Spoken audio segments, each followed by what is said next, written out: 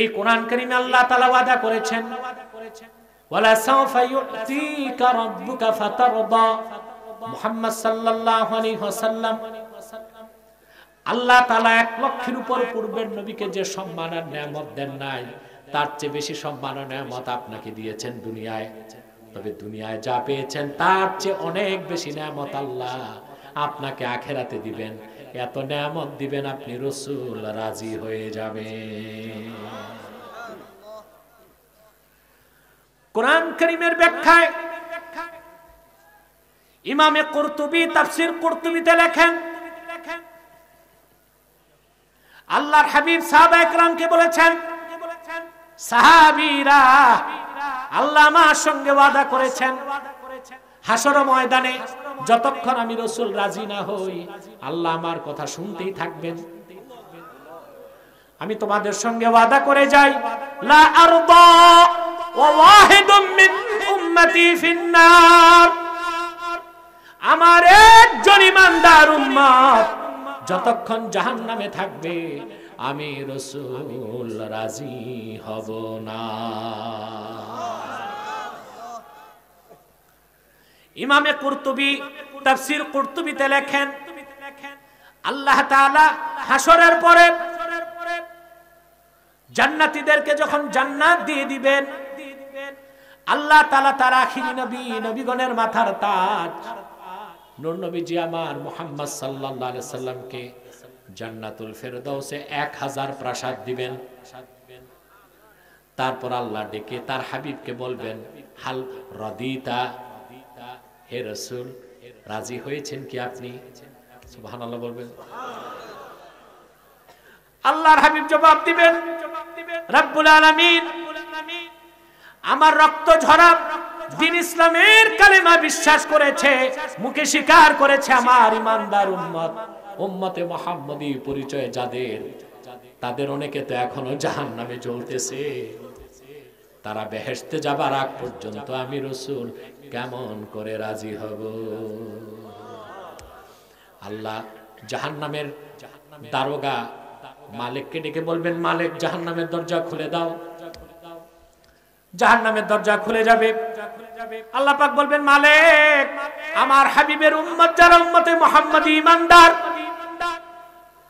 বদকার আমল নাই কিন্তু শিরক কুফরও করে নাই, সবাইকে বের করে দাও। আজ আমি তাদের সবাইকে জান্নাতবাসী করে আমার হাবিবকে রাজি করে দিব। মালিক এসে বলবেন, মালিক তোমার হাবিবের উম্মত কারো হাঁটু পর্যন্ত জ্বলছে, কারো সিনা পর্যন্ত জ্বলছে, কারো বুক পর্যন্ত জ্বলছে, কিন্তু উম্মতে মুহাম্মদী মনে রেখো, তুমি যত বড় গুনাহগার হও না কেন, হাদিস সাক্ষী, ওয়ালা তাকুলুন নারু সুওয়ারাহুম, উম্মতে মুহাম্মদীর চেহারায় জাহান্নামের আগুন লাগবে না।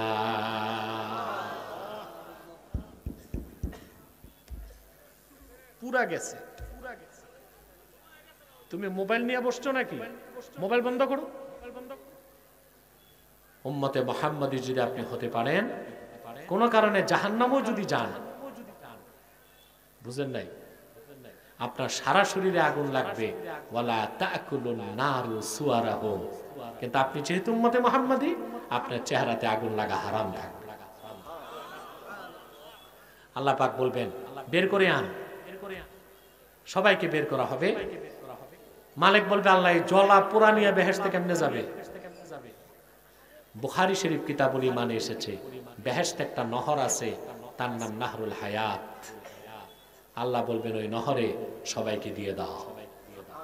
নহরের পানি লাগার সাথে সাথে সবার নতুন গোশত চামড়া হয়ে যাবে, হাসতে হাসতে বেহেশতে চলে যাবে। এই হচ্ছে উম্মতে মুহাম্মদীর দুনিয়ার সম্মান মর্যাদা, হাসরের সম্মান মর্যাদা, বেহেশতের সম্মান মর্যাদা।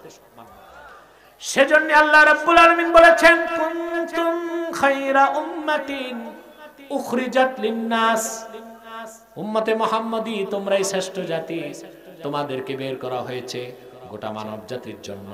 আমাদের কাজ হচ্ছে দুইটা। কয়টা? তা'মুরুনা বিল মা'রুফ, সৎ কাজে তোমরা আদেশ করবে, ওয়া তানহাউনা আনিল মুনকার, অসৎ কাজে বাধা দিবে। কিন্তু আমরা উম্মতে মুহাম্মাদি দাবিদার রাজকে নিজেরাই অসৎ কাজ করি আর সৎ কাজ বন্ধ করি। আমাদের কর্মসূচি আল্লাহ কয়টা দিয়েছেন? তা'মুরুনা বিল মারুফ ওয়া তানহাউনা আনিল মুনকার, তোমরা সৎ কাজে আদেশ করবে। আমরা উম্মতে মুহাম্মাদি হিসেবে নিজেদের পরিচয় ভুলে গেছি, আমাদেরকে আল্লাহ যে কর্মসূচি দিয়েছেন তাও ভুলে গেছি। আমরা সৎ কাজে আদেশ করি না, বরং অসৎ কাজের আদেশ করি। অসৎ কাজে বাধা দেই না, বরং অসৎ কাজ করার জন্য শক্তি সামর্থ্য ব্যয় করি। আমার কথা কি আপনারা রাগ করলেন? আমি হাতে নাতে বাস্তবে একটা কথা বলবো। বালেক বালেগা, মমিন মমিনা, মুসলিম নর নারী, ছেলে মেয়ে বিয়ে জায়েজ না না জায়েজ? সৎ কাজ না অসৎ কাজ? বালেক বালেগা, বাল্য বিবাহ না, বালেক বালেগা। আপনারা আপনাদের সমাজে নিয়ম করেছেন, ছেলের বয়স যদি 21 না হয়, মেয়ের বয়স যদি 18 না হয়, এই সৎ কাজটারে আপনারা সমাজে অসৎ কাজ বানাইছেন। এটার নাম দিয়েছে বাল্য বিবাহ। এটারে এমন হারাম কাজ বানাইছেন আপনারা যে যদি প্রশাসন খবর পায়, দোনো বিয়ে অ্যারেস্ট, ছেলে মেয়ে অ্যারেস্ট, বাবুর্চি অ্যারেস্ট, ঠিক কিনা?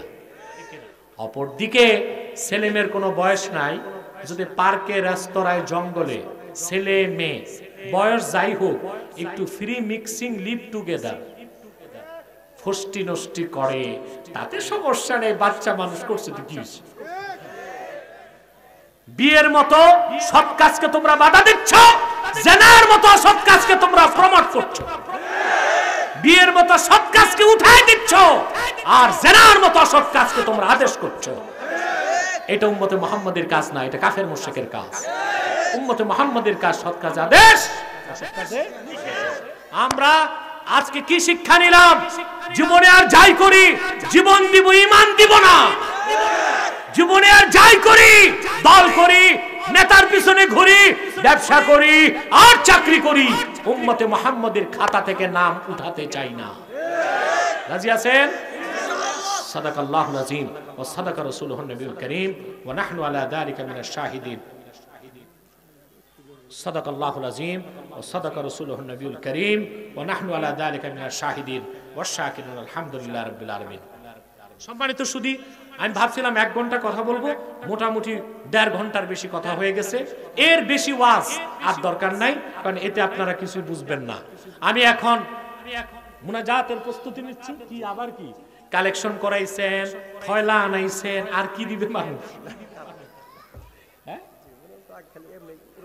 আবার রুমাল কই যাবে? একবার তো ঘুরে আসছে, আর তো রুমাল নাই। মহিলা ব্যান্ডেল, আচ্ছা আচ্ছা, এখানেও রুমাল একটা যাবে। রুমাল নাই তো মানুষ কি লুঙ্গি খুলে নিবে নাকি? রুমাল পাঠান। আচ্ছা আচ্ছা, একটা লোক উঠবেন না, এক্ষুনি মুনাজাত। বসেন, একদম বসে যান। আমি সময় দিচ্ছি মাওলানা, এখন রাখেন, আমি দিব, আমি 2 মিনিট সময় দিব, এখন রাখেন। সম্মানিত শেরপুরবাসী, আমি ব্যস্ততার কারণে আপনাদের এলাকায় আসতে পারি না, বুঝেন না? শুধু ব্যস্ততা না, আরেকটা কারণ হচ্ছে বাংলাদেশ ইন্টেলিজেন্স ব্রাঞ্চ থেকে আমাকে যেটা পরামর্শ, আমি যেন প্রত্যন্ত অঞ্চলে রাতে কোথাও না যাই, দিনে। এখন দিনে তো করলাম নালিতাবাড়ি, আপনাদেরটা রাতে দিলাম, বাদ মাগরিব আসতে আসতে বাদ আসার পরে বসছে। মাহফিলে চলে আসলে নিজের মন মতো আর চলে না, কমিটির কথাই রাখতে হয়, যদি মসজিদ মাদ্রাসার স্বার্থ থাকে। সে যাই হোক, আপনারা হাজার হাজার লোক প্রচন্ড ধৈর্যের পরিচয় দিয়েছেন, আমি আর আপনাদের কষ্ট দিচ্ছি না। কথা বুঝতে পারছেন? শুধু বিদায় লগ্নে বসেন। এখন আমি রুমালের কথা বলবো। বিদায় লগ্নে আমি আপনাদেরকে একটু হুঁশিয়ার করে দিচ্ছি, এখানে আপনারা বিভিন্ন দলের মতের লোক আছেন, আছেন না? জোরে বলেন, আছেন? কেউ আওয়ামী লীগ, কেউ বিএনপি, কেউ জাতীয় পার্টি, কেউ জামাত, কেউ আলিয়া, কেউ কওমি, বিভিন্ন দলের মতের মানুষ আছেন। আমি আপনাদের করজোড়ে অনুরোধ করছি, শেরপুরবাসী, দলীয় মতভেদ থাকতেই পারে, মাসলাকগত দ্বন্দ্ব থাকতেই পারে, কিন্তু 3টি ইস্যুতে আপনারা ঐক্যবদ্ধ হয়ে যাবেন। ওদিকে ঘুরে বসুন, একদম ওদিকে তাকান সবাই। কয়টি ইস্যু?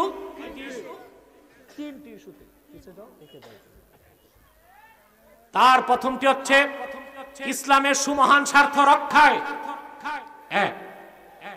বাংলাদেশে মুসলমানদের সমস্ত মৌলিক দাবি আদায়ে আর বাংলাদেশের স্বাধীনতা সার্বভৌমত্ব রক্ষায় কি আওয়ামী লীগ, কি বিএনপি, কি জাতীয় পার্টি, কি জামাত, কি আলিয়া, কি কওমি, সকল দলের মতের মুসলমান ঐক্যবদ্ধ হতে হবে। রাজি আছেন? এই ক্ষেত্রে আমরা কে কোন দল তা দেখব না, কে কোন মাসলাক আমরা তা দেখব না। রাজি আছেন? আমাদের এই তিনটি স্বার্থের বিরুদ্ধে বাংলাদেশে তিনটি অমুসলিম সম্প্রদায় কাজ করে যাচ্ছে। কয়টি? তার মধ্যে সবচেয়ে জঘন্য হচ্ছে কুখ্যাত কাদিয়ানি সম্প্রদায়। নিঃসন্দেহে তারা অমুসলিম এবং কাফের। তাদেরকে যারা কাফের বলবে না তারাও কাফের, কারণ তারা আল্লাহর আখিরি নবী নূর নবীজি আমার মুহাম্মদ সাল্লাল্লাহু আলাইহি সাল্লামকে আল্লাহর শেষ নবী হিসেবে বিশ্বাস করে না। চিল্লায় বলেন নাউজুবিল্লাহ। সেজন্য তারা কি শুধু কাফের না, কুখ্যাত কাফের? তাদেরকে যারা কাফের বলবে না তারাও কাফের। তাদের আকীদা, বাকি আকীদাগুলো কত জঘন্য চিন্তা করতে পারবেন না। কাদিয়ানীরা বলে থাকে 1857 সালে কোরআন শরীফ বাজেয়াপ্ত হয়ে গেছে। নাউজুবিল্লাহ বলেন। তাদের বিশ্বাস মদ এবং শূকরের গোশত হালাল। তারা বলে থাকে ইংরেজদের তাবেদারি করা ফরজ, যারা ইংরেজদের তাবেদারি করবে না তারা জারজ। তাহলে কাদিয়ানীরা শুধু কাফের না, কুখ্যাত কাফের। ঠিক কিনা বলেন? আমার ভাইয়েরা, আমার বন্ধুরা, শয়তান কাদিয়ানী সম্প্রদায় মুসলমানদের মতো নাম রাখে, দাড়ি রাখে, টুপি লাগায়। তাই বলে কি তারা মুসলমান হতে পারে? দাড়ি রাখলেই কেউ যদি মুসলমান হতে পারত তো রবীন্দ্রনাথ ঠাকুরের চেয়ে বড় মুসলমান কে হইত? সে কি মুসলিম ছিল না অমুসলিম? জোরে বলেন। টুপি লাগাইলে মুসলমান হওয়া যায়? ভারতের মনমোহন বাবু মাথায় কি পাগড়ি, পাগড়ি না যেন ডেক্সি, সে কি মুসলিম না মুসলিম? নাম রাখলে মুসলমান হওয়া যায়? এক শয়তান বোতলে পেশাব করে উপরে নাম দিছে শরবত, ওটা কি শরবত হবে? ভিতরে কি? তদ্রুপ কাদিয়ানীরা মুসলিম। আব্দুল আউয়াল, আব্দুল সামাদ, মুবাশশির আলী, কবির চৌধুরী, শাহরিয়ার কবির আর নিঝুম মাজুমদার, এসব নাম রাখার দ্বারা তারা মুসলমান হতে পারে না। আমার ভাইরা, আমার বন্ধুরা, আমার আল্লাহ ও নূর নবীজি আমার মুহাম্মদ সাল্লাল্লাহু আলাইহি ওয়াসাল্লামের ইসলাম ও কোরআনের হাজার হাজার হাজার বছর পরে বর্তমান ভারতের কুখ্যাত পাঞ্জাবের কুখ্যাত গুরুদাসপুরের কুখ্যাত কাদিয়ানে ইংরেজ আমলে এক শয়তান নিজকে নবী দাবি করছে। চিল্লায় বলেন নাউজুবিল্লাহ। ওই শয়তানটার নাম রেখেছিল তার বাপ মির্জা গোলাম আহমদ কাদিয়ানী। সাবধান, তাকে গোলাম আহমদ বলা যাবে না, কারণ গোলাম আহমদ অর্থ আহমদ এর গোলাম। কোন কাফের কোনদিনও গোলাম আহমদ, আহমদ এর গোলাম হতে পারে না। আর কাদিয়ানের কাজ্জাব ছিল শেষ দরজার কুখ্যাত কাফের, সে গোলাম আহমদ, আহমদ এর গোলাম ছিল না, সে ছিল কুখ্যাত শয়তানের কুখ্যাত গোলাম। কাদিয়ানের কাজ্জাব, মিথ্যা নবুয়তের দাবিদার মির্জা গোলাম শয়তান কাদিয়ানির উপর গজব এসেছে 1908 সালে। যখন গজব এসেছে, কাদিয়ানের কাজ্জাব, মিথ্যা নবুয়তের দাবিদার মির্জা গোলাম শয়তান কাদিয়ানি 1908 সালে ধ্বংস হয়ে কুখ্যাত জাহান্নামের কুখ্যাত কুকুরে পরিণত হয়েছে।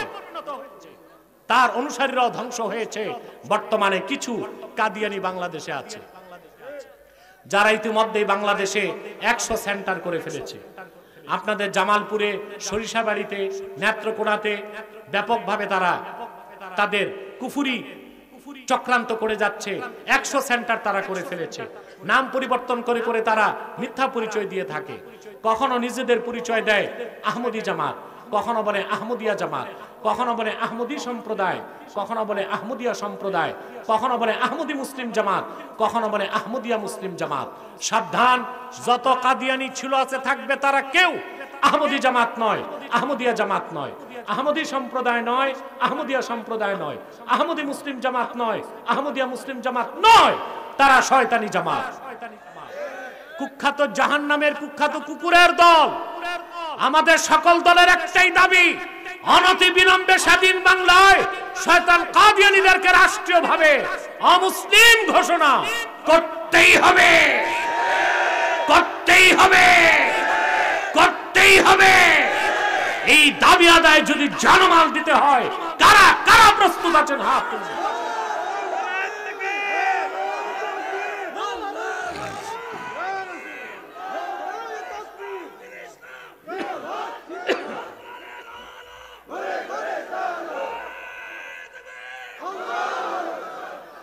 সম্মানিত সুধী, তাদেরকে অর্থনৈতিক সহযোগিতা করবেন না? করবেন? করেন। জি, প্রাণ কোম্পানির যত জিনিস তাদের, সেজান কোম্পানির জুস তাদের, RFL এর পণ্যগুলো তাদের, প্রথম আলো, ডেলি স্টার, কালের কণ্ঠ এগুলো তাদের। এগুলো ধরবেন না, কিনবেন না, বেচবেন না, মনে থাকবে। আর আরেকটি অমুসলিম সম্প্রদায় ইসলাম মুসলমানের বিপক্ষে, বাংলাদেশের স্বাধীনতার বিপক্ষে কাজ করে যাচ্ছে, সেটা হচ্ছে ঈসাই জামাত। এটা খ্রিস্টান মিশনারি। এদের ব্যাপারেও সাবধান থাকবেন। পারবেন তো ইনশাআল্লাহ? আপনাদের এলাকায় তাদের অপতৎপরতা বেড়ে যাচ্ছে, পাহাড়ি অঞ্চলগুলো তারা দখল করে ফেলছে। যদি এইভাবে তাদেরকে না ঠেকান, এক সময় শুধু মুসলমানের ক্ষতি হবে না, বাংলাদেশের স্বাধীনতায় তারা হাত দেবার চেষ্টা করবে। আরেকটি ফেরকার কথা না বললে আমার খেয়ানত হবে, এটা হচ্ছে হিজবুত তাওহীদ। এইটা একটা হিজবুত শয়তান। এটা হিজবুত তাওহীদ না, হিজবুত শয়তান। এরা একটা অমুসলিম জামাত। ইসরায়েলের ইহুদিদের টাকায় তারা চলে। তারা প্রচার করে আমেরিকায় দজ্জাল, কানা দজ্জাল বলতে কিছু নাই। তাই এই দেশের যুবকরা খুশি হয়ে যায়, আমেরিকার বিরুদ্ধে বলে না, আমেরিকার বিরুদ্ধে বলে দাজ্জালের দালালি করে। বিষয়টা কেমন? গরু চোর যখন এলাকায় ঢুকে গরু চুরি করতে, তখন দুই দলে ভাগ হয়। এক দল গরু চুরি করে উত্তরে পালায়, আর এক দল চোর চোর বলে দক্ষিণে দৌড়ায়। তখন এলাকাবাসী দৌড়ায় কোন দিক? আসল চোর বাড়ি যায় আরামে। তাহলে ওই যে দক্ষিণে চোর চোর বলে গালি দিয়ে দৌড়াইছে, ওইটা চোরেরই দালাল। হিজবুত তাওহীদ যে বলে আমেরিকায় দাজ্জাল, কানা দাজ্জাল বলতে কিছু নাই, এরা হলো আসল কানা দাজ্জালের দালাল। ঠিক কি না? এদের ব্যাপারে সাবধান থাকবেন। এরা অপপ্রচার করে নামাজ হচ্ছে ব্যায়াম, ব্যায়াম ব্যায়াম করতে নামাজ, নামাজ ব্যায়ামের মতো। এর জন্য উযু থাকলেও চলে, না থাকলেও চলে। তারা যুবকদেরকে হাতে নিচ্ছে একটা লোভ দেখিয়ে। তারা বলে যুবক যুবতী যদি সম্মত থাকে, বিয়ের আগেও ফিজিক্যাল রিলেশন করতে পারে। চার, তারা বলে থাকে যত আলেম আছে দেশে সব ধর্ম ব্যবসায়ী, তাদের কাজটাই হচ্ছে আলেমদের থেকে জাতিকে সরায় দেওয়া। যে বকরির পালের কোনো রাখাল নাই, ওটা যাবে বাঘের পেটে নয় চোরের পেটে। ইহুদিরা তাদেরকে কাজ দিয়েছে জাতিকে আলেমদের থেকে সরাতে। অতএব হিজবুত তাওহীদ একটা শয়তানি জামাত। এদের ব্যাপারে সাবধান থাকবেন। পারবেন ইনশাআল্লাহ? আমি আর আজকে আপনাদের কষ্ট দিচ্ছি না। একবার সূরা ফাতিহা পড়ুন, 3 বার সূরা ইখলাস পড়ুন, 11 বার ইস্তেগফার পড়ুন। রুমালগুলো যাচ্ছে, যে যা পারেন দিতে পারেন নাই, মাদ্রাসার জন্য কিছু কিছু দিবেন। এরপর আমি মুনাজাত করে দিচ্ছি। পড়েন।